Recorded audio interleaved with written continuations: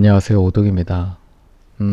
자, 어제는 이제 멤버십 영상으로 숏 관련해서 어떻게 대처해야 되는가, 지금 구간에서 어떤 식으로 진행이 될 것인가, 그리고 몇몇 개별주와 비트코인을 또 예를 들으면서 어떤 식으로 매매하는 게 나은지, 그리고 비트코인이 왜 하락할 확률이 더 높은지 이런 거에 대해서 좀 공유를 드렸고요. 오늘은 이제 어제 증시의 흐름과 이제 테슬라 사건이 있었죠.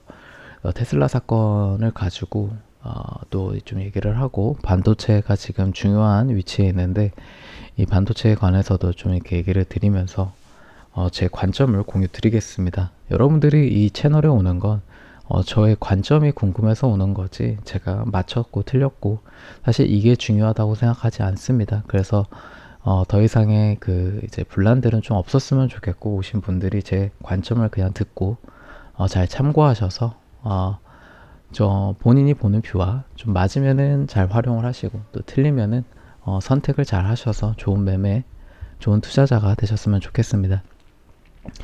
네, 어제는 증시가 좀 어려웠습니다. 다시 이제 중요한 자리였어요. 제가 중요한 자리라고 어제는 좀 텔레그램에 좀 길게 멤버십 분들과 좀 얘기를 하면서 제가 공유를 드리면서 상황을 브리핑 드렸는데, 그걸 보시면은 어제도 이제 일단은 전 직전 고점을 넘겼죠. 근데 중요했던 건 이 직전 고점을 넘길 때 여기가 이제 다시 한번 XPX 6000, 그다음에 스파이로는 600, 그다음에 QQQ로는 530에서 535, 여기 구간이 이 장기 옵션 코럴이에요.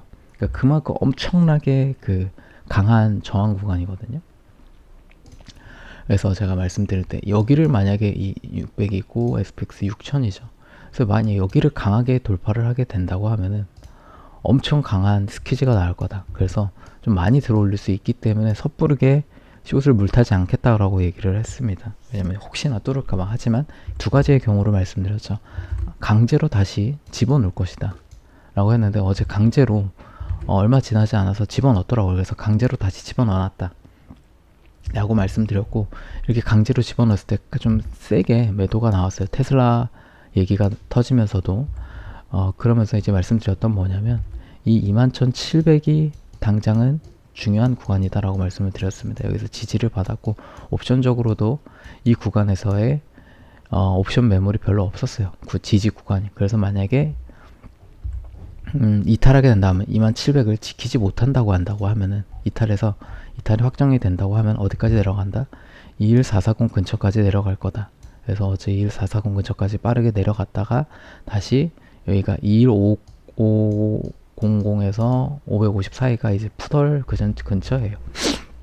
그래서 여기까지 다시 회복을 시켜놨는데, 이 21440이 얼마나 지금 중요한 자리인지를 한번 공유를 드릴게요. 이거는 왜냐면 그때 당시에 이제 떨어질 때 제가 여기서 하락을 봤었죠. 그래서 이 구간 21440을 못 지키고 떨어질 거다 라고 말씀을 드렸는데, 여기를 비벼서 올렸어요. 그 다음에 이 상승을 뭐가 만들어냈냐, 이 구간을 다시 한번 지지를 받았기 때문에 올렸다. 그래서 여기를 다시 만나는 구간에서 이제 멤버십 분들에게 숏을 감당을 못하겠으면 여기서 나가서 그냥 나가고 관망을 하라고 말씀드렸습니다. 그래서 몇몇 분들은 아마 나가서 관망하고 계셨을 수도 있어요. 그래서 지금 이 구간은 21440, 이 구간은 되게 중요한 구간이다. 그래서 예를 들면은 이 구간이 어느 구간인가 이따가 테슬라도 얘기할 건데, 테슬라의 이 330이랑 비슷한 구간입니다. 그래서 이따가 다시 설명을 드리겠습니다. 그래서 지금 이제 다시 한번 반등을 했지만, 만약에 21430을 다 이탈하고 맞고 다시 떨어진다 그러면 이제는 진짜 큰 하락을 맞을 수 있는 구간이다 라고 보시면 되겠습니다. 그래서 이 구간을 기점으로 만약에 오르려면은 이 구간을 다시 한번 이탈하지 않고 올라야 되는 구간인데, 지금 이거를 오르려면은 뭐가 지금 이 증시의 주도주가 뭔지를 알아야겠죠. 그거는 반도체입니다. 이 반도체 자체가 경기 민감주예요. 그래서 제가 반도체로는 계속 증시가 이끌어 가질 수 없다. 그러니까 반도체가 계속 이끌어 가려고 그러려면은 일단 이 채권이나 이제 모든 시장이 받쳐줘야 돼요.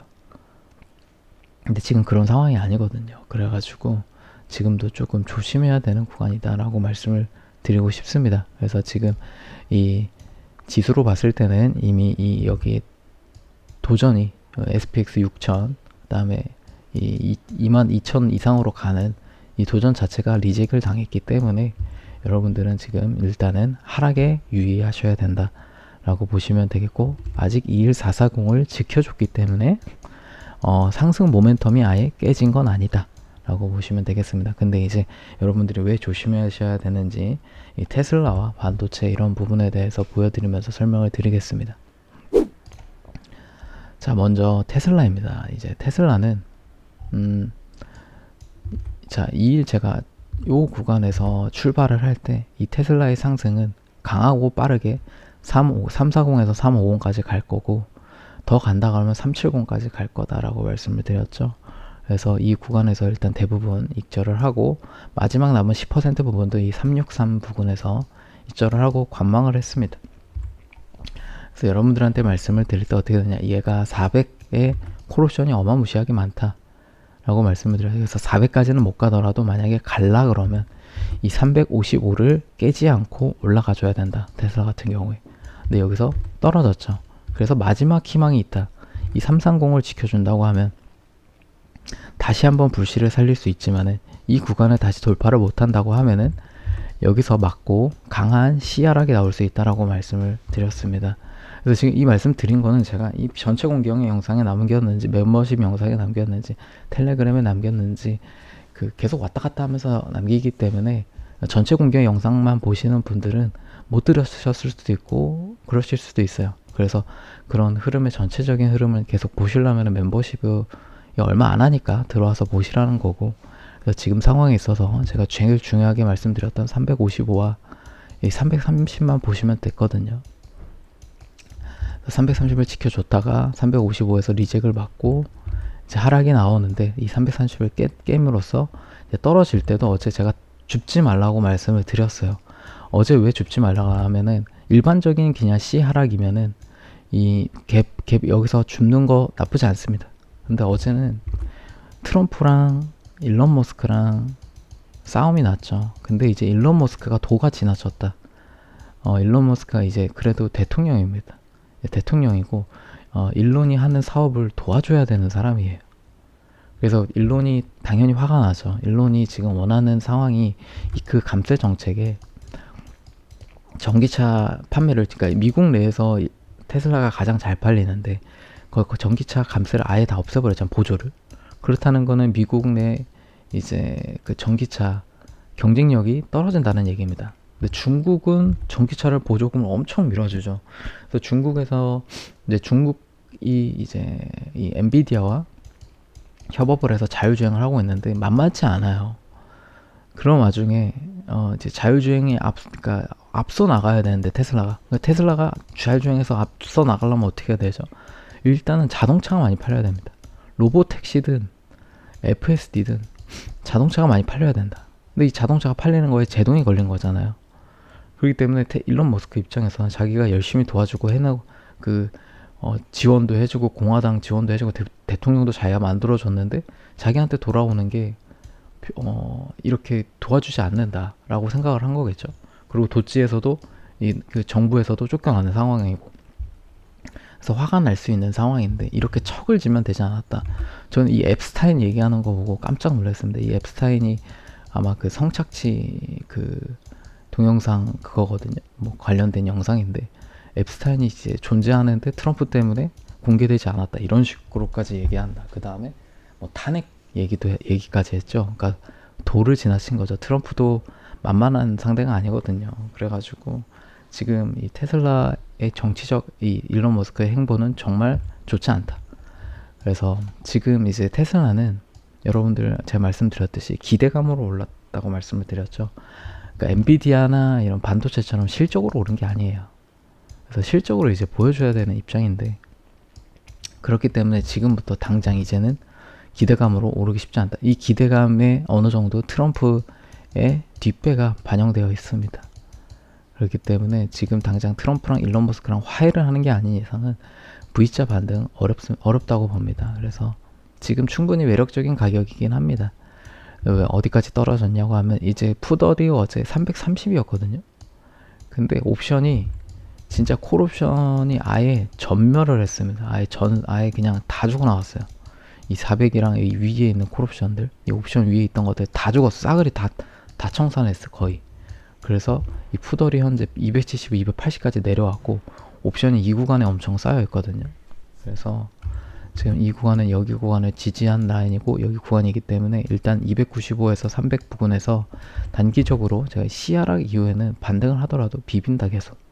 비비는 구간이 나오고, 여기서 지수가 또 꺾인다 그러면 이 250까지도 이제는 열어둬야 되는 상황이 됐습니다. 그래서 일단 비중을 절대 많이 들어가면 되는 구간도 아니고, 지금 여기서 테슬라를 들어간다고 하더라도 이 V자 반등을 기대할 수 있는 구간이 아닙니다. 그래서 시간이 좀 더 아래에서 이제는 머무를 시간이고, 단기적으로 EMA 200일선 아래로도 내려왔고, SMA 200일선 아래로도, 여기 보시면은 200일선 아래로 내려왔죠. EMA, SMA 아래로 내려왔습니다. 그래서 지금 모멘텀 자체가 아예 꺾인 상황이다. 그래서 맞고 295, 300 부분이 이제 다시 저항으로 작용할 확률이 높아요. 그래서 이렇게 좀 시간을 끄면서 좀 더 아래에서 머물 수 있다. 만약에 얘가 V자 반등을 하려면 다시 테슬라랑 일론 머스크랑 극적으로 화해하고 뭔가 잘 풀려야 될 텐데,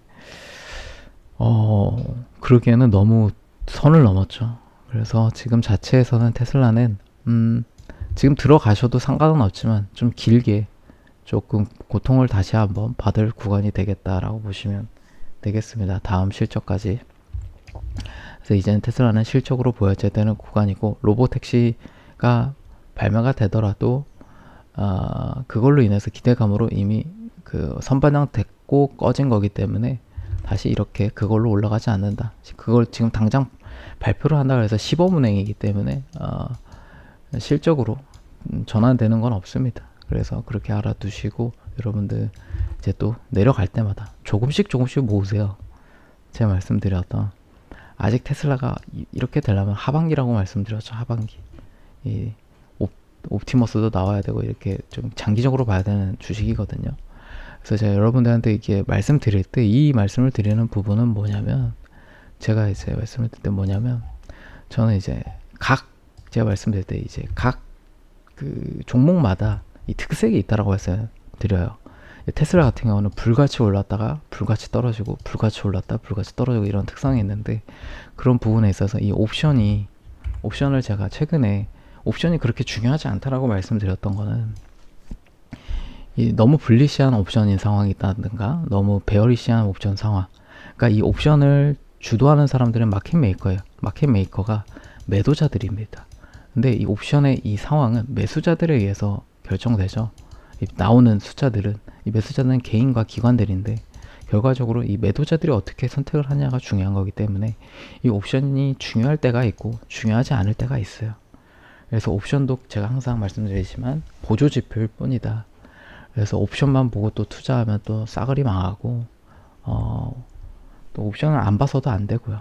그래서 그렇게 이제 조율적으로 보시면 되겠고, 저는 이제 이 구간의 고통을 이 테슬라의 몸으로 이제 수억을 투자해 가면서 몸소 이 파동을 다 겪어봤기 때문에 이 테슬라의 특성을 그래도 어느 정도 조금 더 일반 투자자들보다는 좀 더 잘 알고 있다. 그래서 이 구간에서 계속 팔고 관망을 하라.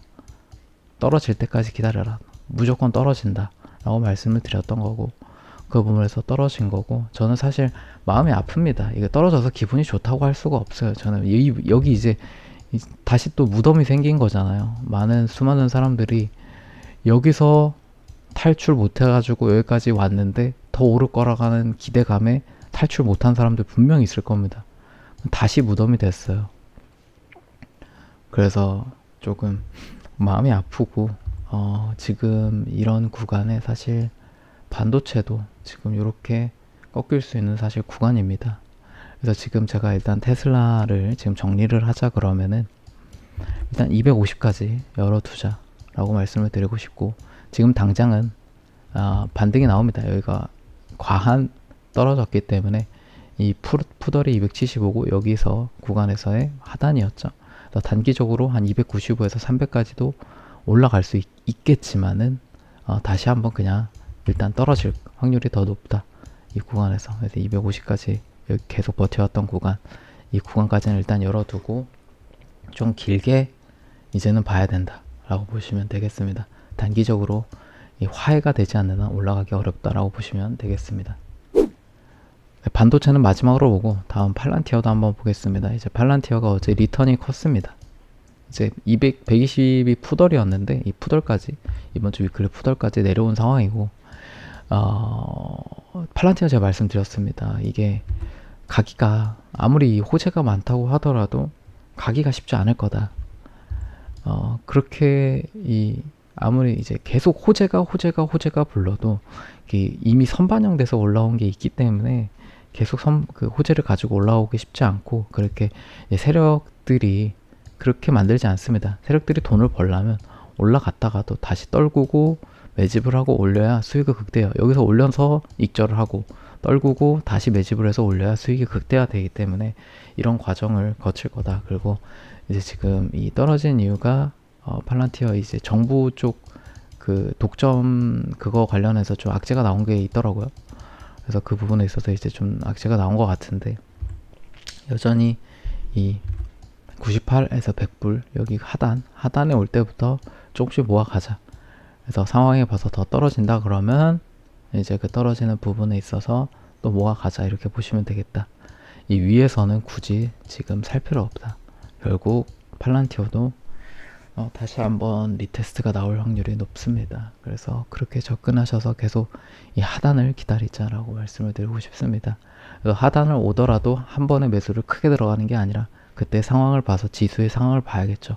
제가 항상 지수 중요하다고 말씀드렸는데 개별주가 중요한 게 아니라 이 지수의 흐름이 중요하다 말씀을 드리고, 이 지수에 맞춰서 개별주를 분할 매집을 해 나가면은 여러분들에게 또 다시 한번 수익을 볼 수 있는 구간이 올 겁니다. 그래서 팔란티어도 제가 좋게 생각하고 있는 주식이기 때문에 계속 예의주시하면서 브리핑 드리겠습니다. 네, 다음 속스입니다. 네, 속스는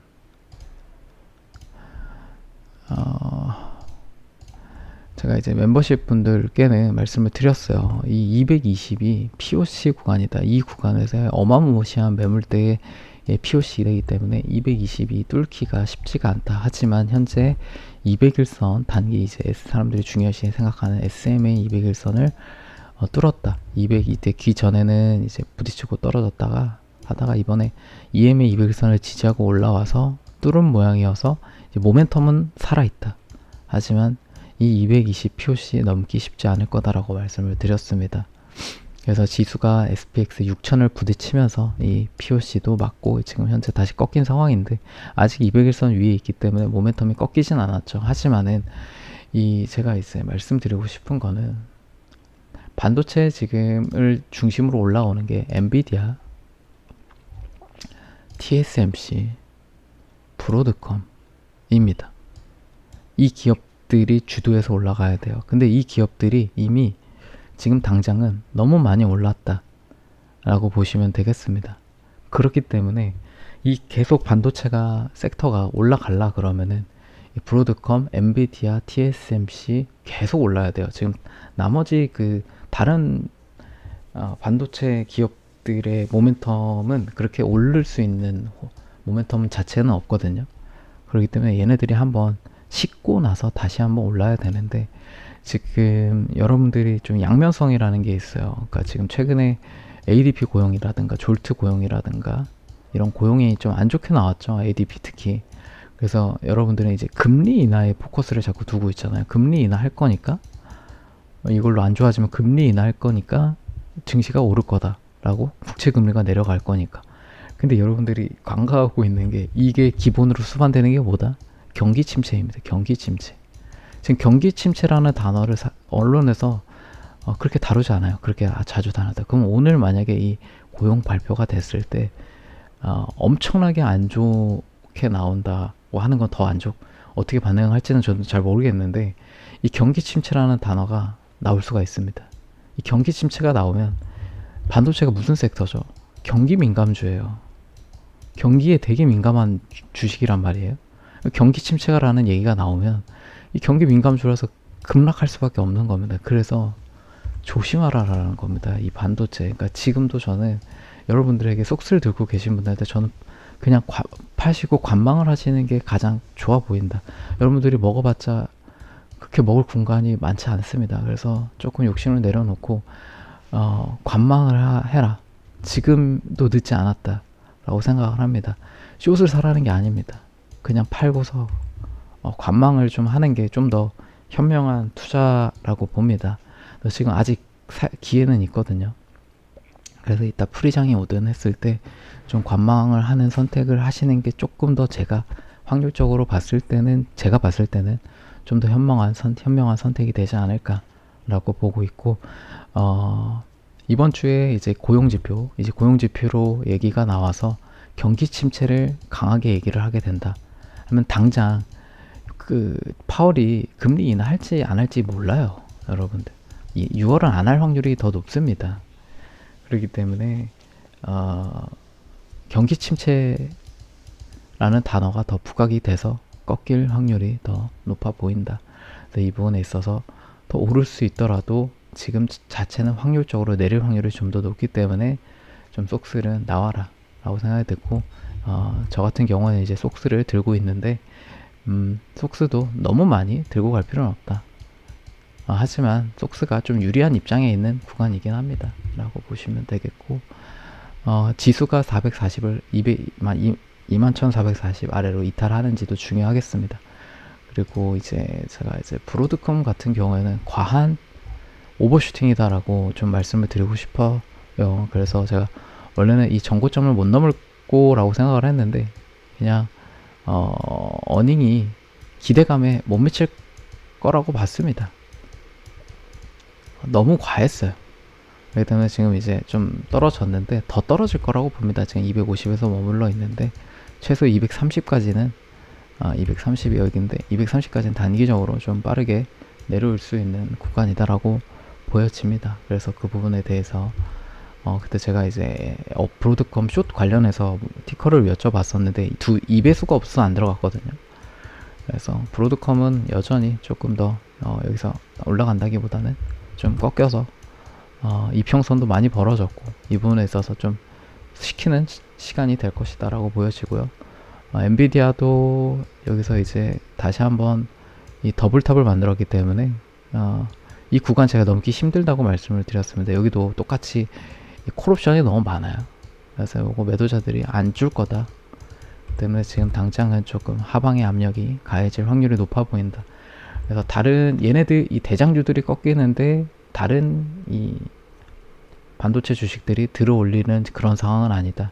그래서 얘네들이 더 가야 되는데 지금은 저는 그러니까 쉽지 않다라고 보고 있어요. 그러니까 오를 수도 있습니다. 100%는 없기 때문에. 하지만 제가 봤을 때는 쉽지 않다. 경기 침체라는 단어가 나온 순간 이 경기 민감주 섹터인 반도체는 꼬꾸라질 확률이 높아 보인다. 그리고 지금 증시는 반도체가 받쳐주고 있는 거기 때문에 이 반도체가 무너졌을 때 급속도로 무너질 수 있다라고 봅니다.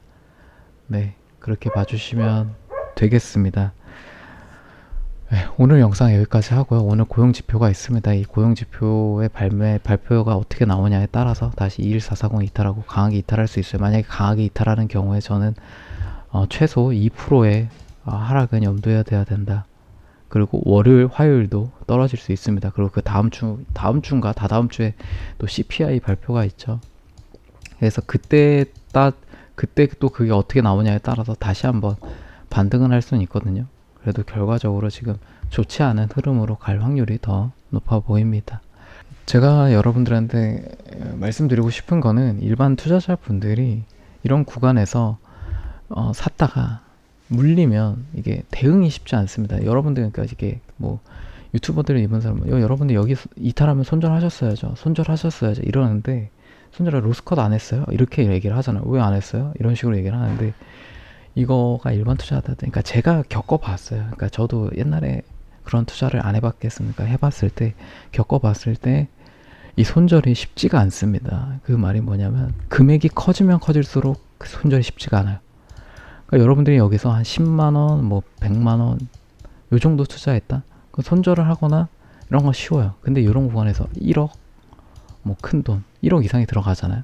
손절이 쉽지 않습니다. 특히 이런 구간에서 여러분이 돈을 벌었어요. 벌어서 돈이 좀 많이 생겼어. 그러면 더 욕심이 생겨서 여기서 더 만약에 그 번 돈을 들어갔잖아요. 그럼 그 돈을 잃기 싫어서 그 돈을 조금이라도 손실이 보기 싫어서 손절이 안 나갑니다. 대응이 안 됩니다. 다시 한번 계속 그리고 이렇게 해서 한번 살려줬잖아. 살려줬어요. 이 살려줬던 기억에 그 돈을 잃고 싶지 않아서 계속 버티다가 크게 잃었을 때 그 다음에 손절을 하게 됩니다. 이게 일반 투자자들의 현실이고 비슷한 패턴으로 매번 당해왔고 저도 당한 적이 있고요. 그래서 여러분들이 그 점을 유념하셔서 좀 투자를 하셨으면 좋겠습니다. 저는 이제 제 뷰와 항상 공유드리는 채널이고 제 뷰를 이제 도움을 삼아서 여러분들의 뷰와 비교를 해서 투자에 도움이 되셨으면 좋겠습니다. 네, 좋아요와 구독 부탁드리고요. 네, 오늘도 시청해 주셔서 감사합니다.